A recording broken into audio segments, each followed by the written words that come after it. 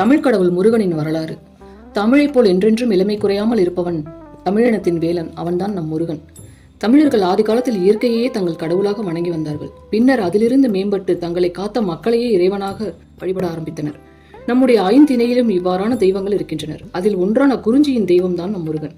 முருகனின் கையில் இருக்கும் வேல் குறிஞ்சி நிலத்தின் வேட்டுவ ஆயுதம். அவருடைய வாகனமான மயில் குறிஞ்சி நில பறவையாகும். அதேபோல் அங்கிருந்த மக்கள் மலைச்சரிவுகளில் பாரத்தை சுமந்து செல்ல தோள்களில் மூங்கில் குச்சியில் 2 முனைகளில் பாரத்தை கட்டி தூக்கி செல்வார்கள். அதுதான் காவடியின் வடிவமானது. முருகன் குறிஞ்சி நிலத்தின் கடவுளாக இருந்ததால் குறிஞ்சி நிலத்திற்கு தொடர்புடைய வேல், மயில், காவடி என்று அனைத்தும் அந்த நிலத்தலைவனான முருகனின் அடையாளமாக மாறியது. இவர்களை காப்பாற்றும் பொருட்டு வீர மரணம் அடைந்த முருகனுக்கு நடுகள் இட்டு வழிபட ஆரம்பித்தனர். பின்னர் முருகனை தெய்வமாக வழிபட ஆரம்பித்தனர். நடுகள் வழிபாடுதான் தமிழரின் ஆதி வழிபாட்டு முறை. குன்று இருக்கும் இடங்களில் எல்லாம் கோயில் எடுத்து வழிபட ஆரம்பித்தனர். இதற்கு முருகன் கோட்டம் என்று பெயர். கல் வடிவில் வேல் அமைத்து கந்தனை வணங்கி வந்தனர் தமிழர்கள். பல்லவர் காலத்தில் சிற்பக்கலை மேம்பட்ட பிறகு முருகனுக்கு உருவம் கொடுத்து சிலை அமைத்து வழிபட ஆரம்பித்தனர்.